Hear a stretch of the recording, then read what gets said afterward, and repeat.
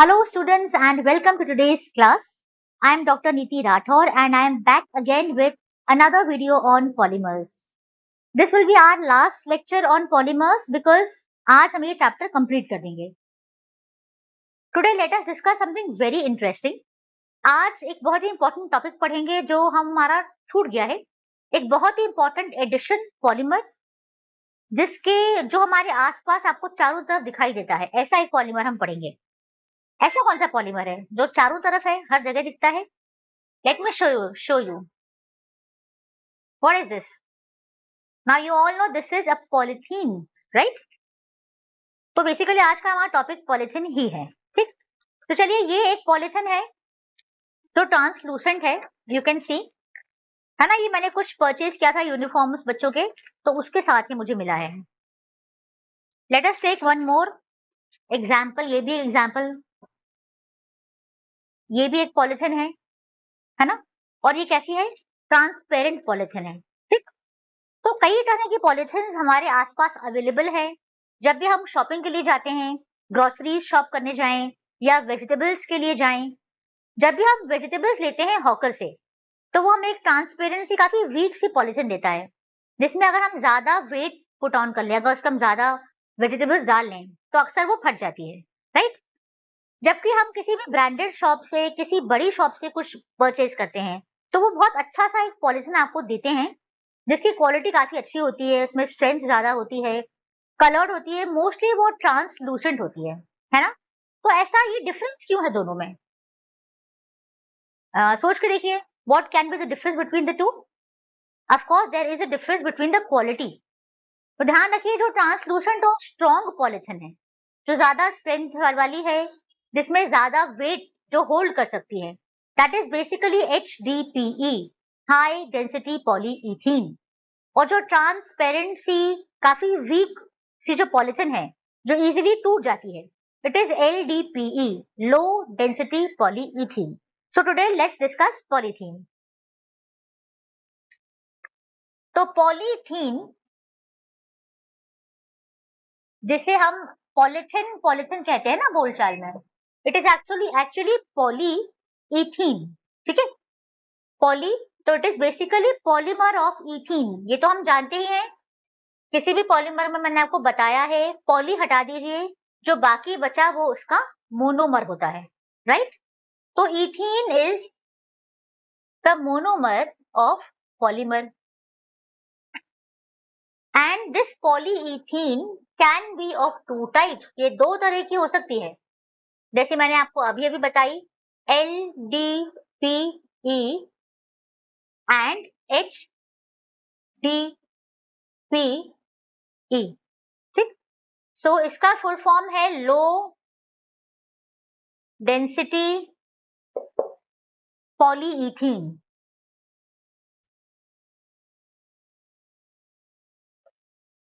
और इसका full form है हाई डेंसिटी पॉलीइथीन.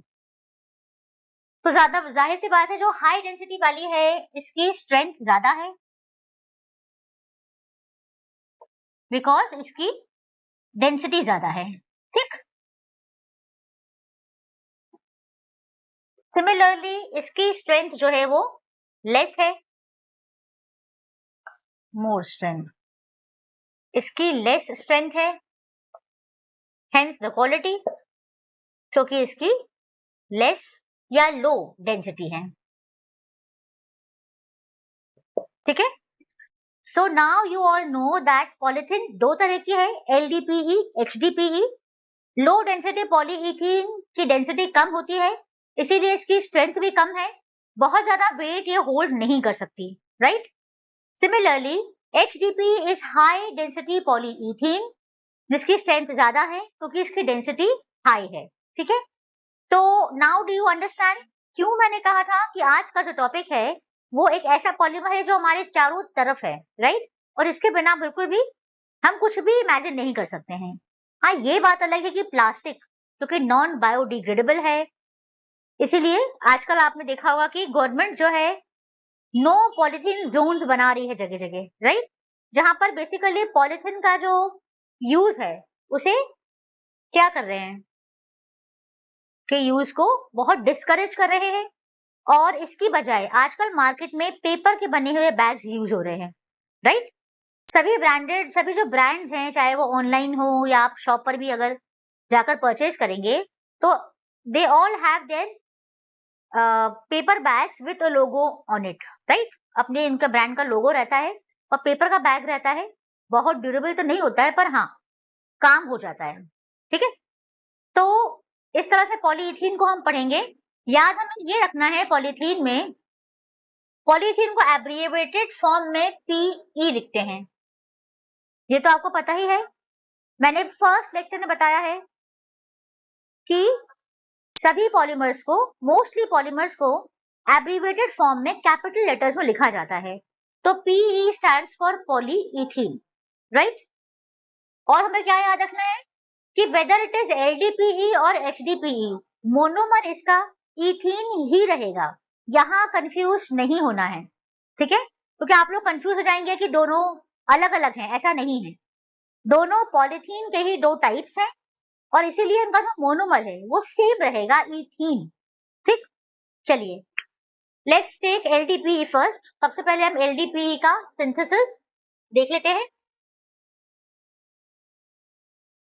दोनों का सिंथेसिस प्रोसेस डिफरेंट है, कंडीशंस डिफरेंट हैं। एलडीपीई जो है, ये एलडीपीई शुरू में बनाया गया था, बहुत शुरू में, लेकिन फिर इसकी स्ट्रेंथ कम होने की वजह से एचडीपी का सिंथेसिस शुरू हुआ। एलडीपीई, और जैसा कि मैंने अभी बताया कि इसका पॉलीमर, इसका जो मोनोमर है वो वही है जो हम जानते हैं, ethene. n number of ethene, ethene हो या ethylene, both are same, you all know that. तो आप पॉलीइथीन बोलें या पॉलीइथाइलिन बोलें, it's one and the same, right. और जितने भी डबल बॉन्ड वाले मोनोमर्स हैं, हम जानते हैं इसमें क्या होता है, क्या होता है बताइए। डबल बॉन्ड क्लीवेज में जाता है, यानी कि टूट जाता है बेसिकली। इसको ऐसा भी कह सकते हैं कि रीअरेंज होता है, ठीक। तो जब रीअरेंज होता है, कार्बन के पास अपना अपना इलेक्ट्रॉन वापस आ जाता है ना। जब ऐसा होता है तो दो फ्री वैलेंसी जनरेट होती हैं, राइट। और इसी वजह से पॉलीमराइजेशन होता है, ठीक। लेकिन यहाँ पर एक बात और याद रखना है भाई, जो पॉलीइथीन है, it is an addition polymer. क्या है ये? एडिशन पॉलीमर है। आप लोग जानते हैं व्हाट इज एडिशन पॉलीमराइजेशन, है ना। तो जो पॉलीइथीन है, ये एडिशन पॉलीमराइजेशन से बनता है, बेसिकली फ्री रेडिकल पॉलीमराइजेशन से, ठीक है। जिसमें simply molecules, monomer molecules add on होते जाएंगे और लॉन्ग चेन्स बनाएंगे, राइट। चलिए वापस आते हैं। ये जो एलडीपी का सिंथेसिस होता है, ये कुछ स्पेशल कंडीशंस में होता है ना। क्या टेम्परेचर है, क्या प्रेशर है, वो देख लेते हैं। यहाँ प्रेशर जो यहाँ जो टेम्परेचर रिक्वायर्ड है, it is 350 to 570 degree Celsius, ठीक है। तो एलडीपीई का सिंथेसिस के लिए temperature this much is required.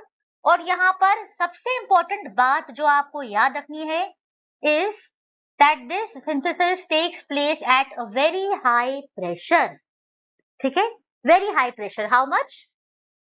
This is 1000 to 2000 atmospheric pressure, ठीक है। तो ध्यान रखिए कि ये कंडीशंस बहुत बहुत इंपॉर्टेंट है और आपको अच्छे से याद होनी चाहिए। जी मेंस में या नीट में पूरा क्वेश्चन तो पूछते नहीं है ना।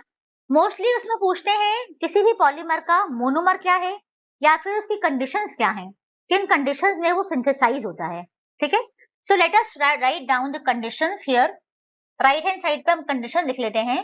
एलडीपीई के सिंथेसिस की पहली कंडीशन 350 से 570 डिग्री सेल्सियस टेम्परेचर।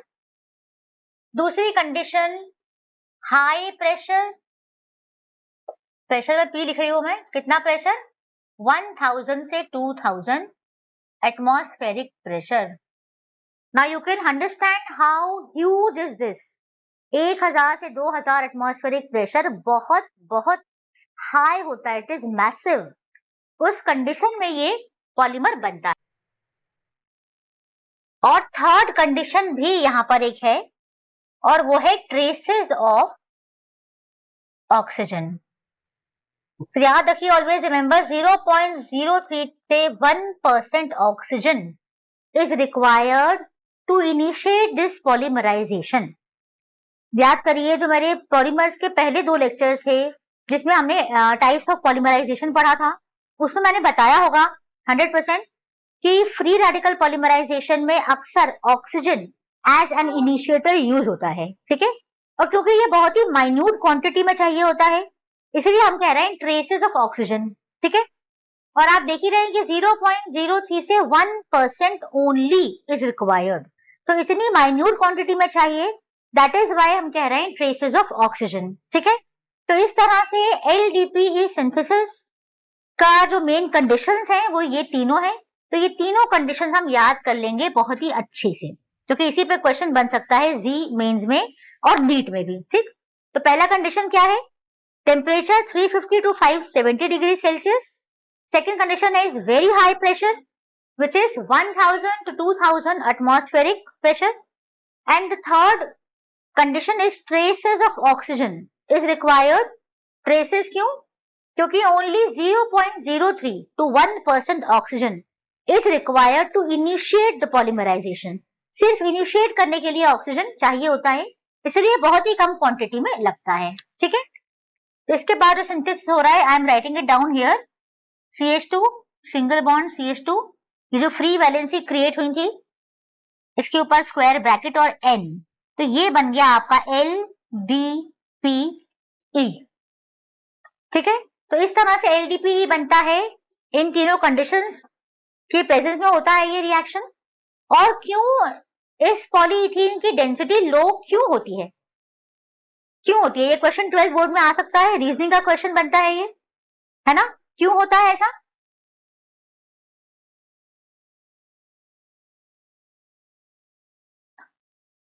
ऐसा इसलिए है क्योंकि मैं आपको बताती हूँ, जो पॉलीइथीन की पॉलीमरिक चेन होती है, सपोज ये एक चेन है, ये एक चेन है, ये एक चेन है, इस सिंथेसिस के दौरान इन चेन्स में साइड ब्रांचेस डेवलप हो जाती हैं इस तरह से, ये ध्यान रखिए।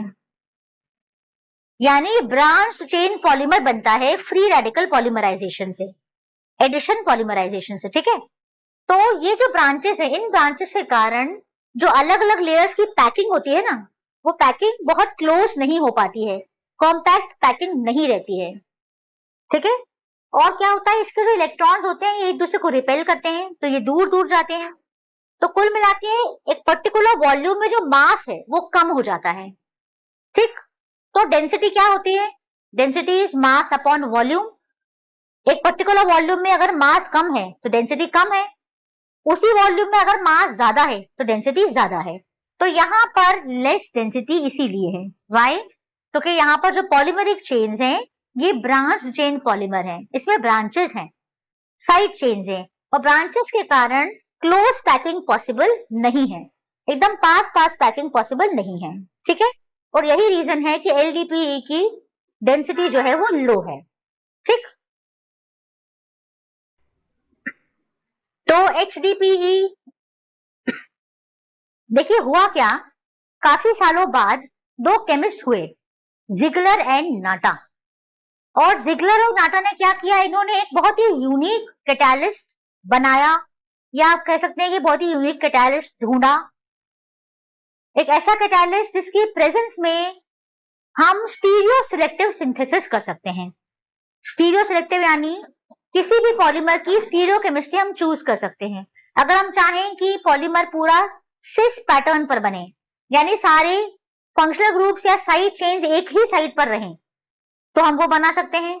अगर हम ट्रांस चाहते हैं तो हम ट्रांस बना सकते हैं। हमारे जो पहला लेक्चर है पॉलीमर का, उसकी लिंक मैं आपको उसमें दूंगी डिस्क्रिप्शन बॉक्स में।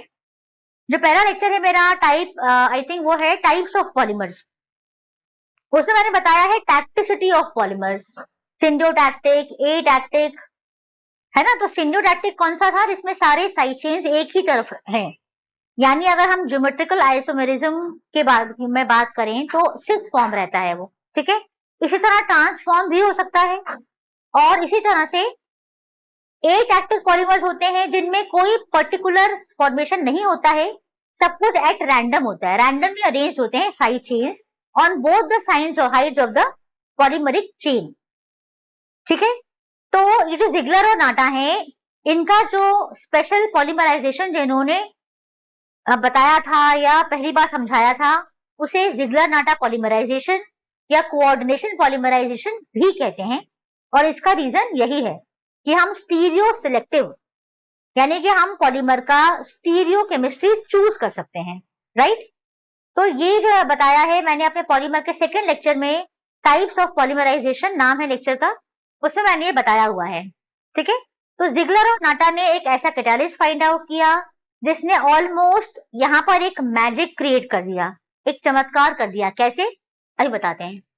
सबसे पहले तो let's see the conditions, temperature. तो आप जो टेम्परेचर रिक्वायरमेंट है वो है 333 से 343 डिग्री सेल्सियस, और अब जो प्रेशर है वो हो गया है सिर्फ 6 to 8 एटमॉस्फेरिक प्रेशर। ये कैसे हुआ, यही तो चमत्कार है यही चमत्कार है। क्यों? क्योंकि ये जो रिएक्शन है, जो सिंथेसिस है, वो जिगलर नाटा कैटालिस्ट की प्रेजेंस में होगा। अब ये जिगलर नाटा कैटालिस्ट क्या है भाई? जिगलर एंड नाटा ने एक कैटालिस्ट ढूंढा, बनाया, जो कैटालिस्ट है try ethyl aluminium plus titanium tetrachloride के कॉम्बिनेशन से ये कैटालिस्ट बनता है। Try ethyl aluminium and titanium tetrachloride, इन दोनों को मिलाकर जो बना कैटालिस्ट, उसका नाम उन्होंने अपने ही नाम पर रख दिया, जिगलर नाटा कैटालिस्ट, ठीक है। तो इस कैटालिस्ट ने इतना बड़ा काम किया, कितना बड़ा काम किया? पहले आपको याद है हमें 1000 से 2000 एटमॉस्फेरिक प्रेशर चाहिए था। अब वही प्रेशर सिर्फ 6 to 7 हो गया है, घट के इतना कम हो गया है। क्यों हुआ है? इस कैटालिस्ट के कारण, ठीक है। तो अब जैसे हमने पहले कंडीशन लिखी थी, बिल्कुल वैसे ही अगर हम कंडीशंस लिखें तो हम क्या लिखेंगे बताइए? HDPE के सिंथेसिस, ये क्लियर है सबको? Ziggler NATA catalyst try ethyl aluminium and titanium tetrachloride के कॉम्बिनेशन से बनता है ये जिगलर नाटा कैटालिस्ट। तो हम कंडीशंस देख लेंगे। HDPE की जो कंडीशंस है सिंथेसिस की, वो है 333 से 343 डिग्री सेल्सियस टेम्परेचर। प्रेशर हमें चाहिए, सेकेंड कंडीशन है 6 to 7 एटमॉस्फेरिक प्रेशर, ठीक है। और third and the most important condition क्या है भाई? ये है जिगलर नाटा कैटालिस्ट, और वो क्या है? C2H5 whole thrice Al tri ethyl aluminium plus titanium tetrachloride, ठीक है। तो इन तीन रिक्वायरमेंट के बाद हमें मिल जाएगा ये पॉलीमर, और ये होगा HDPE। अब ये ध्यान रखना है कि इस पॉलीमराइजेशन रिएक्शन से, इस पर्टिकुलर मैकेनिज्म से जो हमें पॉलीइथीन मिलेगा, वो बिल्कुल स्ट्रेट चेन पॉलीमर होगा। ऐसे देखिए, ऐसे स्ट्रेट चेन पॉलीमर होगा, इसमें कोई ब्रांचेस नहीं होंगी। ये क्या है? ये नहीं कहना मैम आपने लाइंस क्यों बना दी हैं, लाइंस नहीं है ये एक पॉलीमरिक चेन है पहली वाली, ये दूसरी वाली भी एक पॉलीमरिक चेन है, ये भी एक पॉलीमरिक चेन है, ये सभी पॉलीमरिक चेन्स हैं, ठीक है। यानी इन सब में ये CH2 single bond, CH2 single bond, CH2 ये है, ठीक है। तो ये क्या है? ये स्ट्रेट चेन लीनियर पॉलीमर्स हैं, लीनियर है बिल्कुल, इसमें ब्रांचेस नहीं है। तो जब ब्रांचेस नहीं होंगी तो एकदम क्लोज पैकिंग पॉसिबल है, सारी जो लेयर्स हैं बिल्कुल क्लोजली पैक्ड होंगी। जब क्लोजली पैक्ड होंगी तो जितना भी ये वॉल्यूम है, इसमें मास ज्यादा होगा एज कंपेयर टू LDPE। याद करिए, LDPE में P में क्या था? साइड साइड चेन्स थी और दूर दूर थी ब्रांचेस, पॉलीमेरिक चेन्स। जब दूर दूर थी तो वॉल्यूम में मास कम था, पर्टिकुलर वॉल्यूम में। अब उतने ही वॉल्यूम में मास ज्यादा है, ठीक है। तो now density increases, because of this density increase हो जाती है, ठीक है। और इस तरह से बन जाता है HDPE, जिसकी बहुत सुपीरियर प्रॉपर्टीज है देन LDPE, एंड देयरफॉर ये ज्यादा एप्लीकेशन में आता है, ज्यादा जगहों पर यूज हो पाता है, ठीक है। तो आपको ये ध्यान रखना है कि LDPE एंड HDPE दोनों ही थर्मोप्लास्टिक्स हैं। थर्मोप्लास्टिक्स यानी टेम्परेचर देके इन्हें हीट करके पिघलाकर बार बार अलग अलग फॉर्म, अलग अलग शेप में मोल्ड किया जा सकता है, ठीक है। तो दोनों ही थर्मोप्लास्टिक्स हैं, लेकिन दोनों की प्रॉपर्टीज बहुत डिफरेंट है। LDPE एक तरफ तो फ्लेक्सिबल है, सॉफ्ट है, इसकी स्ट्रेंथ कम है और अक्सर ये पॉलिथीन बैग्स, प्लास्टिक बैग्स बनाने में यूज होती है। On the other hand HDPE hard है, फ्लेक्सिबल नहीं है, हार्ड है, बहुत ड्यूरेबल है, इसका केमिकल रेजिस्टेंस भी बहुत हाई है और इसकी स्ट्रेंथ भी बहुत ज्यादा है, ठीक है। तो इसीलिए HDPE बहुत वाइड एप्लीकेशन है इसकी, जैसे कि HDPE प्लास्टिक के फिल्म्स बनाने के काम आती है, प्लास्टिक के जो पाइप्स होते हैं, पाइप्स बनाने के, टॉयज बनाने में भी यूज होती है। इसके अलावा भी इसकी इंडस्ट्री में बहुत सारी यूजेस हैं, ठीक है। तो ये मेन डिफरेंस है दोनों के बीच में जो हमें मालूम होना चाहिए, ठीक। चलिए, इसके बाद हमारा लास्ट टॉपिक बचा है इस चैप्टर का और वो है डाइक्रोन, विच इज अ पॉलीएस्टर। तो इसके बाद हम पॉलीएस्टर डिस्कस कर लेते हैं and this will be our last topic of this chapter, Dacron, जो कि एक पॉलीएस्टर है। So let's take the topic polyester. Polyester जैसा मैंने हमेशा बताया है, पॉली एस्टर, ठीक है। एस्टर यानी एस्टर क्या है? एस्टर एक ग्रुप है। एस्टर इज अ ग्रुप, तो वो सभी पॉलीमर्स जिनमें एस्टर ग्रुप होगा या जिनमें बार बार एस्टर ग्रुप रिपीट होगा उन्हें कहेंगे पॉलीएस्टर्स, ठीक है। अब एस्टर ग्रुप क्या है? T डबल बॉन्ड O और ये सिंगल बॉन्ड O, ठीक है, COO, ये है आपका एस्टर ग्रुप। तो सभी polymers containing ester group will be known as polyester, ठीक है। और इसका सबसे कॉमन, सबसे अच्छा एग्जाम्पल है डाइक्रोन, जो अभी हम पढ़ने वाले हैं, डाइक्रोन। और इसी का दूसरा नाम है टेरिलीन, इसी का एक और नाम है PET, पेट, पॉली इथाइलीन टेरेफ्थैलेट, पॉली इथाइलीन टेरेफ्थैलेट, ठीक है। तो इसके 3 नाम है भाई, डाइक्रोन नाम से भी पूछा जा सकता है, टेरिलीन के नाम से भी और पेट के नाम से भी। तो ये पेट कहाँ सुना है आपने? पेट जार सुने हैं आपने? किचन में स्टोरेज के लिए जार यूज करती है मम्मा, ट्रांसपेरेंट, उन्हें पेट जार्स कहते हैं, ठीक है। और यही पेट कहाँ भी और कहाँ यूज होता है? कोल्ड ड्रिंक की जो बॉटल्स हैं, कोक बॉटल्स, वो भी इसी से बनती हैं, पेट से, डाइक्रोन से, ठीक है। तो ये बहुत ही इंपॉर्टेंट एक पॉलीमर है, इसकी बहुत ही सुपीरियर प्रॉपर्टीज है, इसलिए बहुत ज्यादा यूज होता है।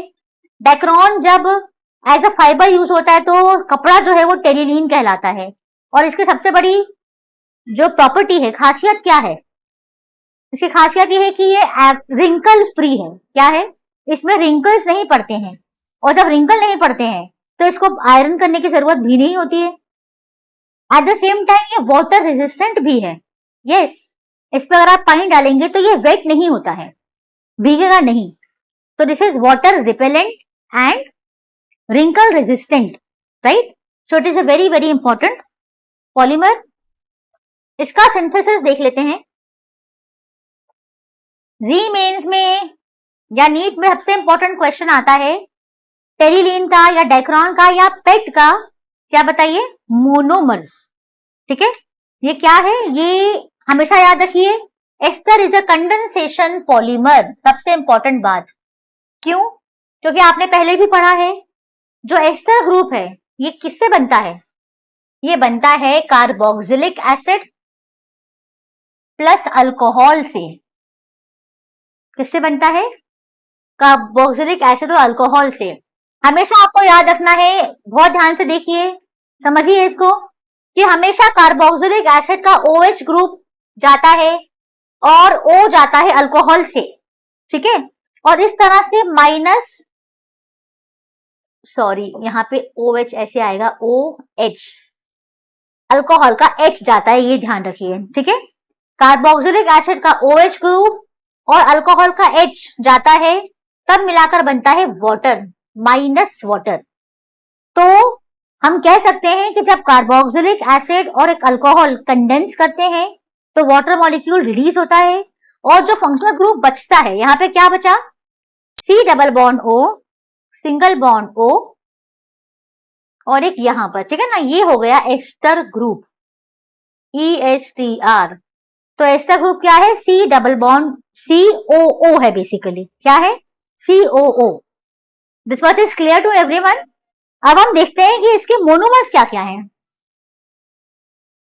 जाहिर बात है, इसके एक मोनोमर में कार्बोक्सिलिक एसिड होना चाहिए ग्रुप, और एक में अल्कोहलिक ग्रुप होना चाहिए, है ना। तो इसके मोनोमर्स होते हैं टेरिफ्थैलिक एसिड,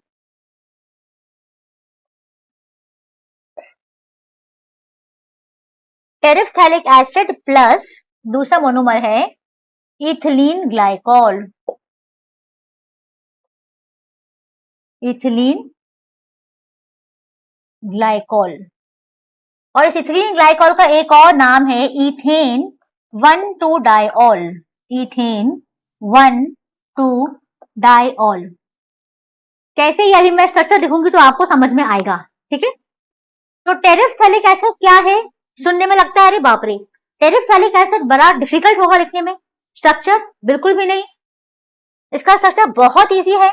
आपको एक बेंजीन रिंग ऐसे बनानी है, हॉरिजॉन्टली बोलूंगी मैं, हॉरिजॉन्टली बनानी है। दोनों तरफ आपको बस कार्बोक्सिलिक एसिड ग्रुप लगा देना है, COOH, COOH। लेकिन कैसे लिखना है? ऐसे, जैसे मैंने लिखा है, ऐसे आपको लिखना है, COOH, COOH, ठीक। तो बेसिकली ये डायोइक एसिड है, ये एक डाई कार्बोक्सिलिक एसिड है, ठीक है।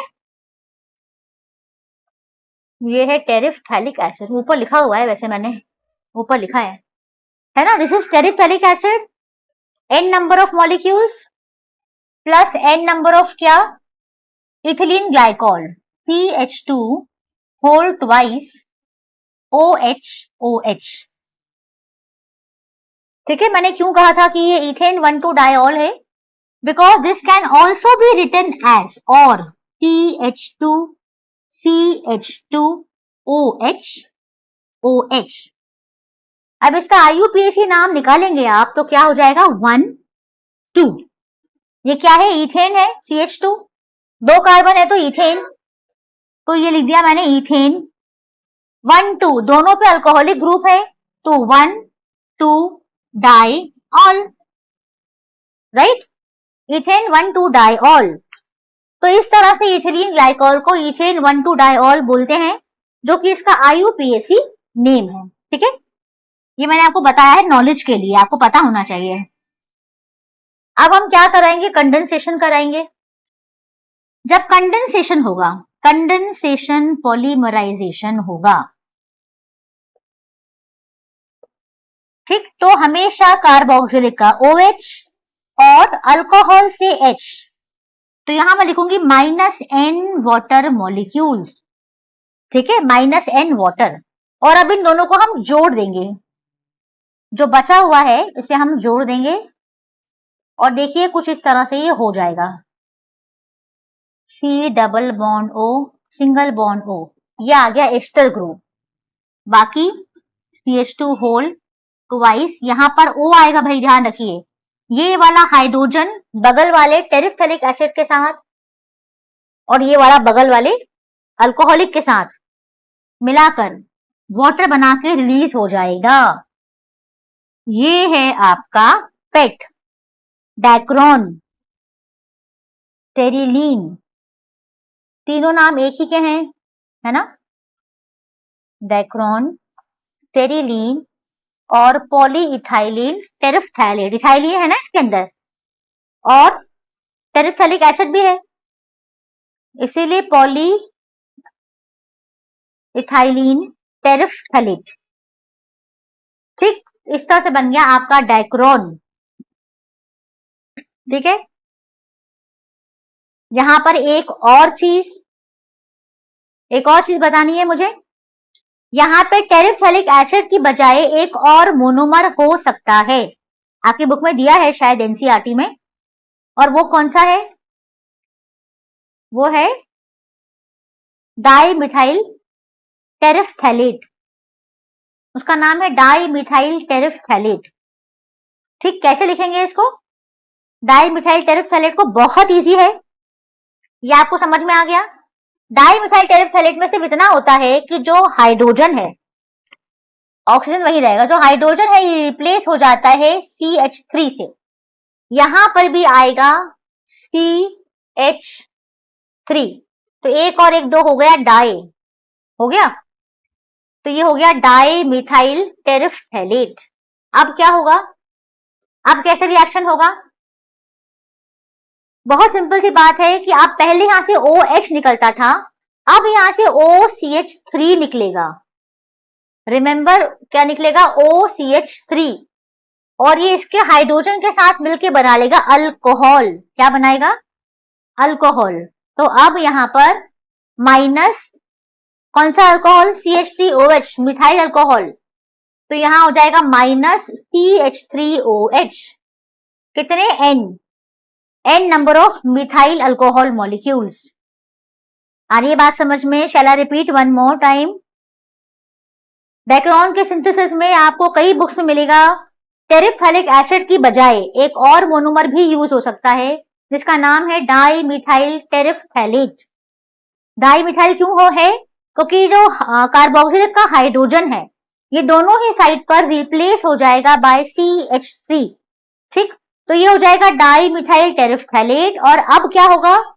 बजाय वाटर मॉलिक्यूल के, बहुत इजी है, बिल्कुल भी घबराना नहीं है, जैसे पहले OH निकला था, बिल्कुल वैसे ही अब OCH3 निकलेगा, और हाइड्रोजन कहां से जाएगा? अल्कोहल से, है ना?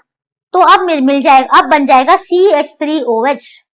तो जहां पहले माइनस वाटर मॉलिक्यूल था, वहीं अब माइनस मिथाइल अल्कोहल CH3OH हो जाएगा। ठीक, सो लेट मी अज्यूम कि आप लोगों को समझ में आ गया है। So as I already said, with this we will complete our chapter polymers, जिसमें कोई छोटे मोटे theoretical topics बचे होंगे तो आप पढ़ सकते हैं। एक और बात ये हम जानते ही हैं कि पॉलीमर्स यानी कि प्लास्टिक, ये सब क्या है? नॉन बायोडिग्रेडेबल हैं, यानी कि किसी भी माइक्रो ऑर्गेनिज्म से डिकम्पोज नहीं हो सकते हैं। ऐसा कोई माइक्रो ऑर्गेनिज्म नहीं है जो इन्हें डिकम्पोज कर सके। इसीलिए अगर आप प्लास्टिक को जमीन के अंदर दबा देंगे, मिट्टी के अंदर, और 10 साल बाद भी निकालेंगे तो वो एज इट इज बाहर आएगा, which is very very harmful for the environment, right?